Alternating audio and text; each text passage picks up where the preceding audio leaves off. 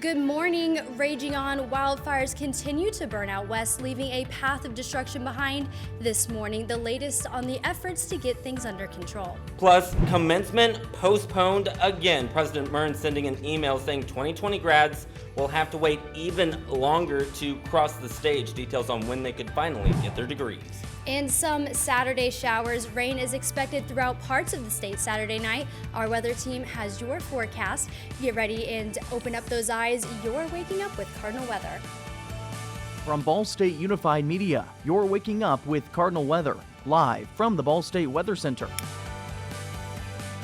Hey there and good morning. Thank you so much for being here with us. You're waking up with Cardinal weather. Back for week 2. They brought us back. They didn't tell us that we had to go home. We're still here. I'm Tyler Brumman. Thank you so much for being here with us. I'm Annie Keister. So obviously we just want to mention this morning we are thinking of those affected 19 years ago today. It's hard to believe on the terrorist attacks for 9/11. Yeah, it's hard to believe also how young we were when those attacks happened. So again, our thoughts are with those people that were impacted. You know, we're remembering a lot of lives lost. It was really just a tragic day on our history, one that we will certainly never forget. And as it is 8:01 right now, we do want to transition and get a first check of that local weather. It was a bit chilly, but it kind of felt comfortable out there.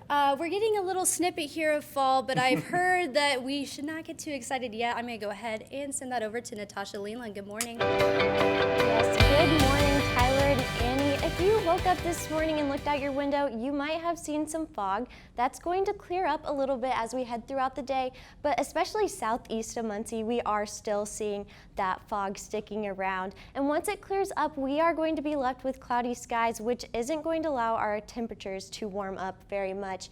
Temperatures currently across the area are these: 65 in Indianapolis, 67 down in Shelbyville, and 63 degrees currently here in Muncie. And as I said, we aren't going to warm up too much, but we are going to stay in the mid to upper 60s through the early afternoon and get up to about 75 degrees by 4 o'clock today.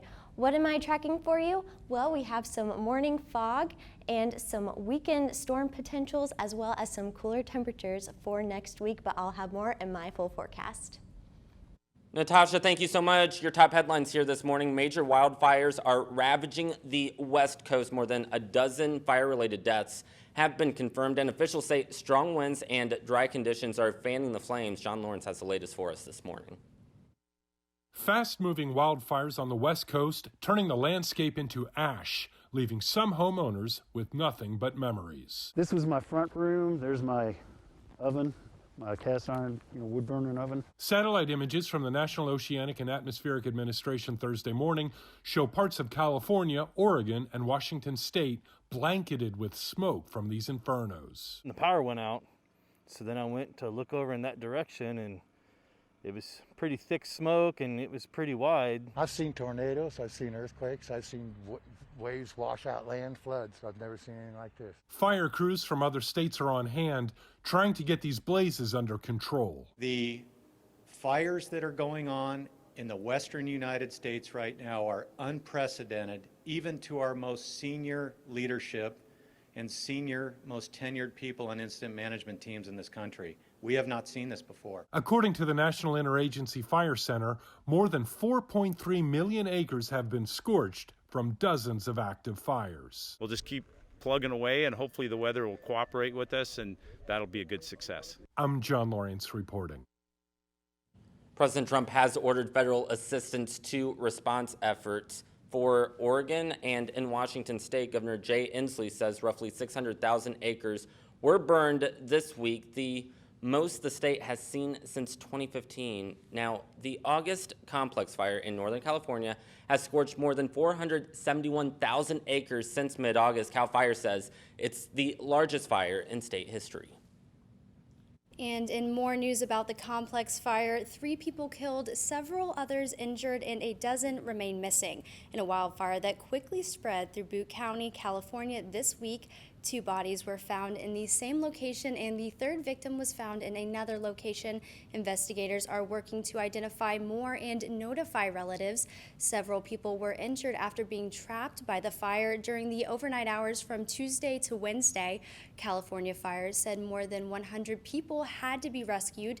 The North Complex fire has consumed more than 250,000 acres and was 24% contained as of Thursday morning. And we're going to go ahead and continue on with that coverage out west. Yeah, we're talking about this video here, Annie. A filmmaker captured this powerful, really just so powerful video of that same wildfire in Northern California. Nancy Hamilton drove through the Berry Creek area on Wednesday. She called the North Complex fire a beast. Hamilton says she has several evacuees staying with her right now, including an 80-year-old woman who unfortunately did lose her home as a result. And more stunning video continues to come out of Portland, Oregon. A Clackamas County Sheriff's deputy tweeted this video of fires burning along Highway 224. Wildfires have burned more than 470 acres in the state. Officials are calling for mass evacuations. Oregon's governor says hundreds of homes have been destroyed and some towns are, quote, substantially destroyed. She said these fires could be the worst in Oregon history for the loss of lives and property. And we're going to go ahead and talk a little bit more about those wildfires and how they work. I'm going to send it over to Chris Guevara. Good morning. Good morning, Annie. Well, we're definitely on that topic of wildfires, and that's exactly what we're going to be breaking down the science with. Definitely wildfires can be raging out of control. They can cause millions of dollars in property damage and force thousands to evacuate the area. But just how do wildfires really get into how they can become these large masses that can destroy thousands of acres of land? Well, there's a few conditions that we need. The first one, temperatures need to be hot. Also, on top of that, conditions need to be dry, as well as those humidity levels need to be on the low side. So low humidity means dry brushes, dry plants, a much easier way to have some sort of ignition. Now, ignitions can be caused by many different things. First can just be natural, which can also just be simple lightning strikes, or the most common ways fires can actually happen can actually be either with wood from like campfires or just a simple burning from just a bonfire or so, or they can even cause from something, say like from 4th of July, where you basically just have fireworks just kind of go off, and those sparks from the fireworks can also cause, from the dry brushes, to start an ignition and start a fire. Now, when the fire is started, now how does it spread? Well, winds are the biggest contributing factor of how wildfires spread. Here in the United States, we have westerlies, which is basically winds that move from west to east. So basically, with a normal west to east winds, natural trade winds, that will actually allow wildfires to be able to spread. Now, this can be on different causes, so it's not always just a west to east. They can also be different types of pressure systems that can cause winds to come from different directions, but still, regardless, that is also how wildfires can spread. So definitely do your part. Just like Smokey the Bear said, you can only prevent wildfires. Back to you. All right, Chris, thank you so much. 8:08 the time now. The wildness out west continuing on. A 60-degree temperature drop in Colorado, a firestorm in Washington, and nearly 24 large fires burning throughout California. Crazy weather is striking the West Coast, as we know. At least 76 wildfires are burning, prompting red flag warnings in several states. Whitney Wild has the details. Wild weather across the West. We just figured the family will just stay together. So we just hunkered down together. Fire and ice colliding in Colorado. Crews battling the Cameron Peak fire, which has burned almost 90,000 acres, got an assist overnight from Mother Nature as a cold front dumped rain and snow on the Centennial State. Let her snow. I hope it puts it out. In California, helicopter crews rescued at least 13 people trapped by the fast-moving Creek Fire. In total, more than 200 people have been airlifted to safety after flames engulfed more than 135,000 acres northeast of Fresno. What's worse, the Creek Fire is just one of at least 22 wildfires raging in the state. In Southern California, pyrotechnics at a gender reveal party sparked the El Dorado fire that has since burned almost 10,000 acres. It's so important for people to do things or to stop doing things, not do things that could cause a spark. In Washington, a fast-moving firestorm Monday night destroyed nearly 80% of structures in the town of Malden. Everything gone. Clothes, beds, everything. Dry and hot conditions into Wednesday are prompting officials to issue red flag warnings in 6 western states, covering 38 million people. I'm Whitney Wild reporting. And in an update we brought you last week, Typhoon Masik went on to impact Japan, but also the Korean Peninsula. North Korean leader Kim Jong-un held a meeting with the country's military commission of the Workers' Party of Korea Tuesday to discuss the aftermath of the storm. According to a report released Wednesday by state media KCNA, the typhoon seriously affected some areas of the country. The report says Kim informed the participants of the, quote, severe damages done. Preliminary data has found more than 2,000 houses were destroyed or flooded and 37 miles of roads affected. Kim ordered that all destroyed homes, roads, and railways be built by October 10th, according to KCNA. The wait gets even longer just ahead. Ball State commencement once again delayed. We're going to tell you when it could possibly take place. You know, your heart just goes out to some the serious news for the graduates. You know, we're holding on for a little bit. We've got a little more coming, and that's after your weather now.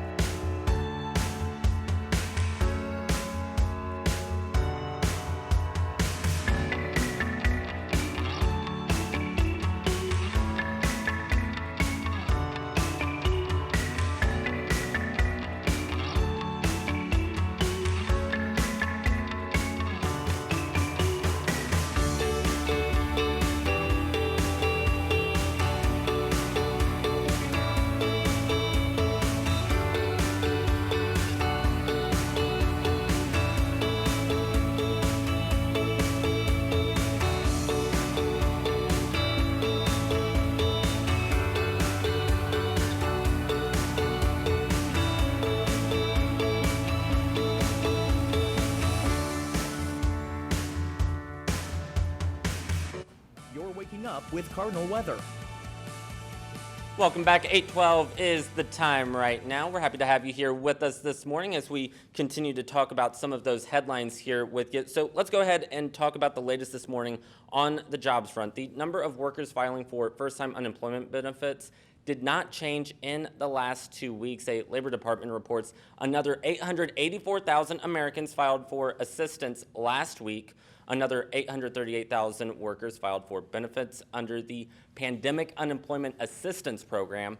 Meanwhile, 13.4 million filed claims for unemployment insurance for at least 2 weeks in a row. That's up slightly from the previous week. The Labor Department says nearly 30 million Americans were claiming some form of government benefits during the week ending on October 22nd. Annie?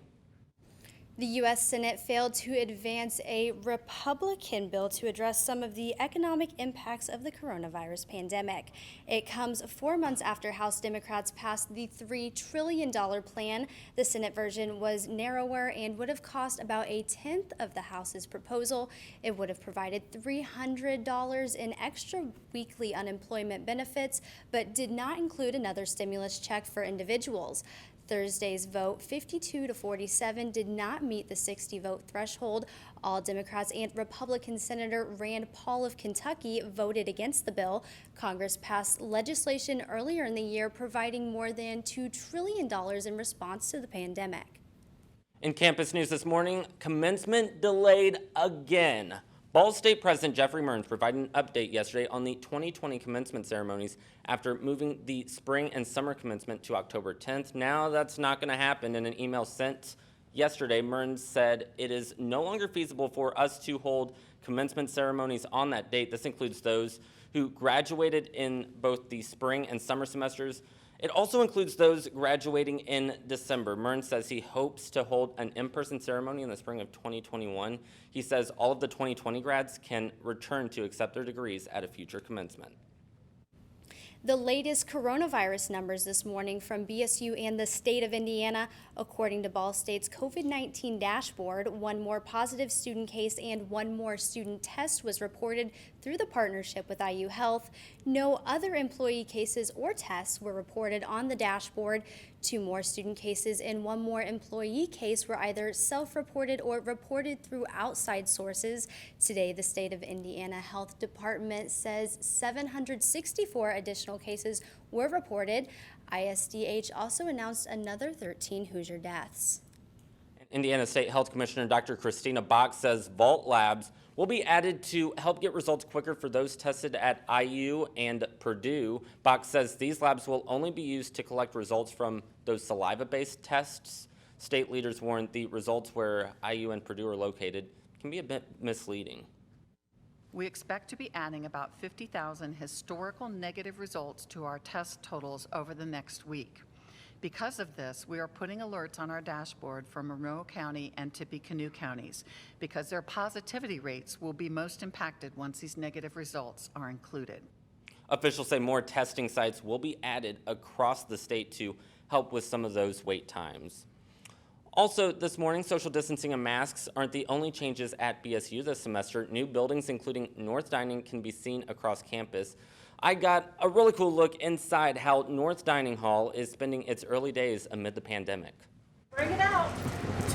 Calzones, pulled pork, and Starbucks. Just some of what you can find inside North Dining. It is really one of the places that speaks to the campus community. After 2 years and more than $35 million spent, the university's new 64,000 square foot dining hall is complete. Karen Atkins is in charge of Ball State Dining Services. She says opening went well despite some hiccups. We've had a few bumps, with equipment. When you've had equipment sitting for a couple of months, we've had a few bumps, but overall it's been a great opening. But one thing Atkins couldn't anticipate, opening day coming in the middle of a global pandemic. She says she's proud of her team because they were able to quickly adjust. It gave us time to plan and prepare to get the new normal to what we needed it to be. And so we feel like that time was well spent. And as things are now up and running in North Dining, people, including Atkins, are taking time to find their favorite item on the menu. Pulled pork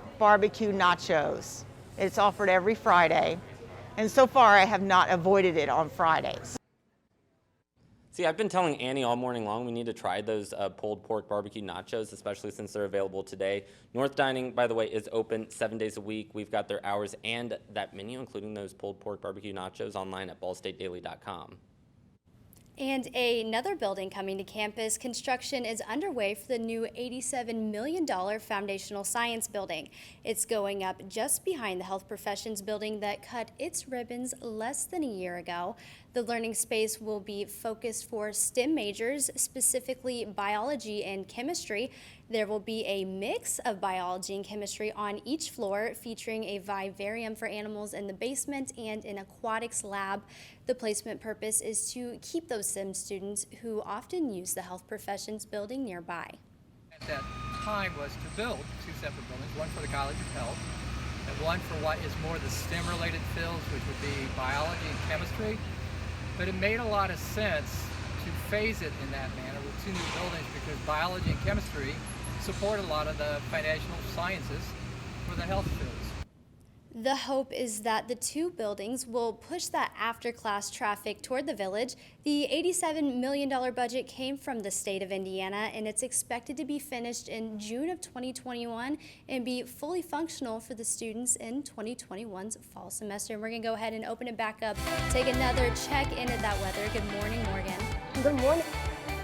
temperatures this morning across the Rockies, definitely on the cooler side. Looking at those temperatures, we can see temperatures in the 30s and 40s across Denver and portions of Wyoming. Now as we take a look at the east and west coast, temperatures in the 60s and 70s, 60s out west and in the 70s out east. Now looking at our current watches and warnings, an area to highlight this morning is the Minneapolis area, as temperatures this morning are in the 40s out there, and there's also some watches and warnings in effect for those areas. Now looking at the watches and warnings monitor, you can see that there's a frost advisory in effect as well as a freeze warning. But these warnings and watches won't stay in effect for the entire day, as temperatures are going to warm up to the 50s today for Minneapolis, as well as gradually warm up across the majority of the country, pushing south, temperatures in the 80s and 90s. Now looking at the radar, staying in the southern portion of the country, you can see that there's some showers off in Dallas, and then taking a look back across the Rockies, we can see that there's that wintry storm system present, and as we time that system out here on Precision Cast, by 9 a.m. this morning, that system is going to remain off in the Rockies, and there's also some systems off in the Midwest, and as we track that system, the two are going to combine and merge by Saturday morning. As you can see, there's definitely going to be some potential for severe weather across Minneapolis as well as the majority of the Midwest, and then eventually clearing out. Some of that lingering system is going to push into the Muncie area and then gradually start to push out east. Now with that, for tomorrow, temperatures are going to be similar to today across the majority of the country, but gradually staying the same. Tyler and Annie. Thank you so much, Morgan. Now after the break, your local weather forecast. Natasha Leland will have all that and more coming up after a message from Mitz.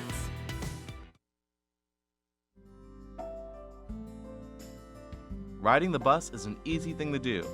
Last year, we carried 60,000 riders from the Ball State area. 50,000 of those were students.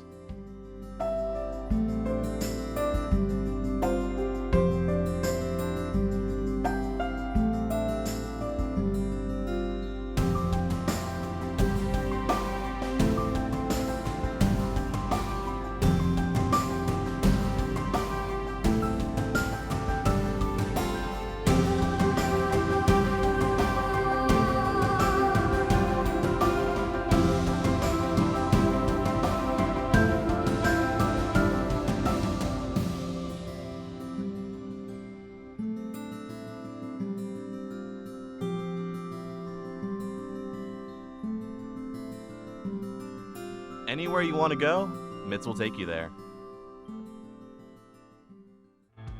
Welcome back. The time is 8:22 and you're looking at the East Mall this morning. It's looking a little rainy out there. Glad to be in here, but bringing it back inside, we're going to take a little look into some space news this morning. A new series of heavenly views has been released by NASA.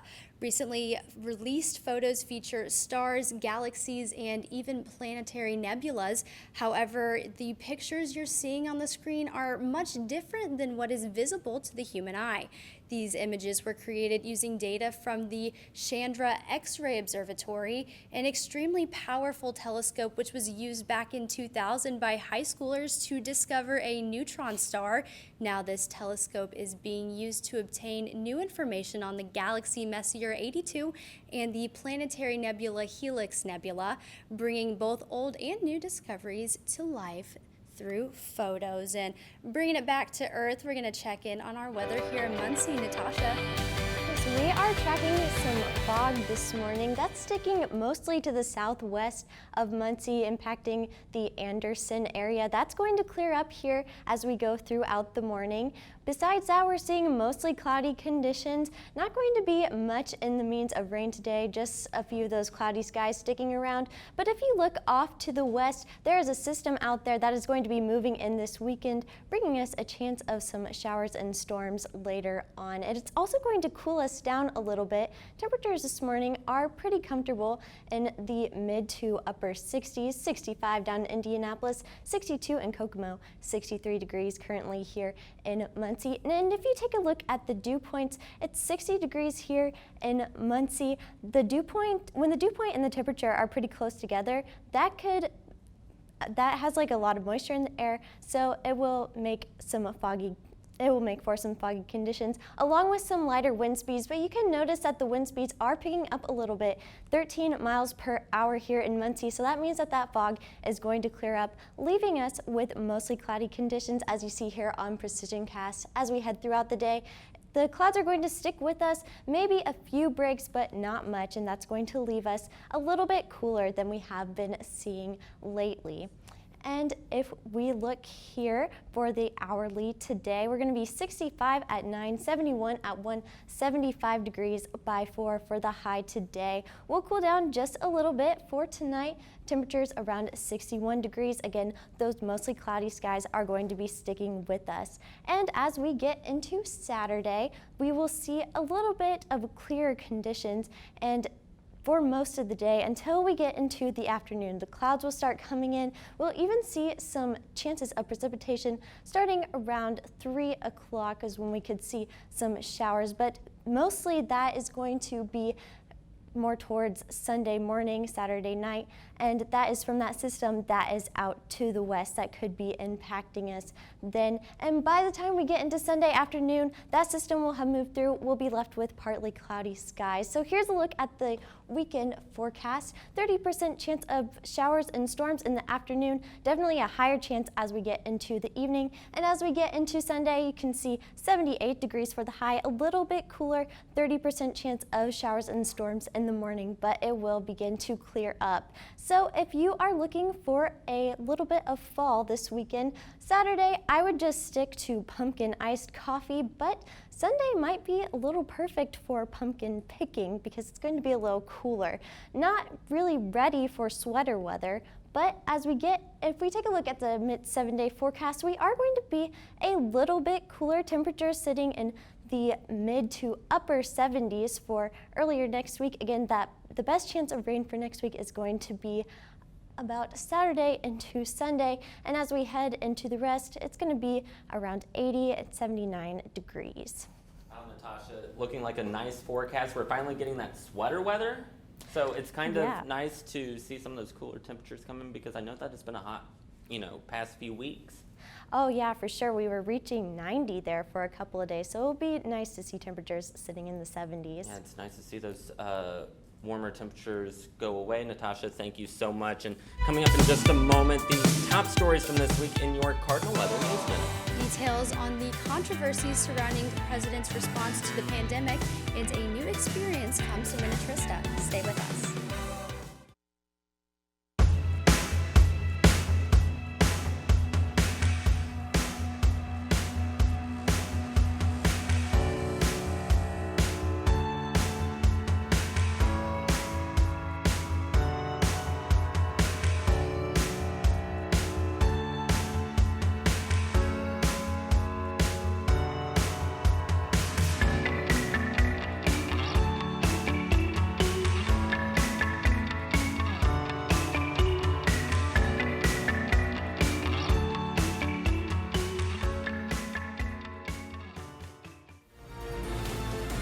From the heart of Ball State to the heart of your community, NewsLink Indiana brings you local and state news you care about.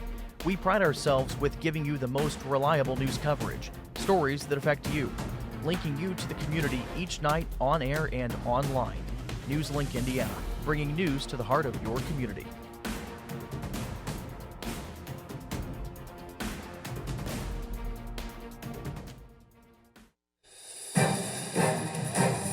Welcome back. Time to take a look at some of the top stories from this week in your Cardinal Weather News Minute. President Donald Trump facing backlash this morning. In a new book written by Bob Woodward, tapes were released exposing the president's knowledge of the coronavirus. Woodward says for months, President Trump intentionally downplayed the danger of the virus. On a recording from February 27th, he said the virus would just disappear. These revelations come as the global death count passes 900,000. More than 190,000 people have died from the virus here in the U.S. Purdue University announced schedule changes for the spring semester. In an email, Purdue President Mitch Daniels said students will return to class later than planned and there won't be a spring break. Students will also be allowed to take all their classes online if they want. No decision on spring commencement has yet been released. And the Bob Ross Experience is coming to Minnetrista. The event will take place in a refurbished Bob Ross studio. Participants will be able to paint right in the same spot where Bob Ross recorded the show, The Joy of Painting. Tickets will be available on September 14th. And that's your Cardinal Weather News Minute here on this Friday morning. Thank you so much, Tyler. Now, on a lighter note, let's take a look at what's trending. Yeah, so we're talking about Chick-fil-A here this morning. So we've all heard the saying, eat more chicken, which is obviously one of my favorite sayings. I'm a big Chick-fil-A fan. Well, now they want you to eat more chocolate. This is interesting. The fast food chain is adding a brownie and 2 new coffee drinks to the menu. Chick-fil-A says the new chocolate fudge brownie, quote, features rich, semi-sweet chocolate melted into the batter along with tasty, fudgy chunks. There's also a new blend of Thrive Farmers hot coffee ground from beans in Central and South America.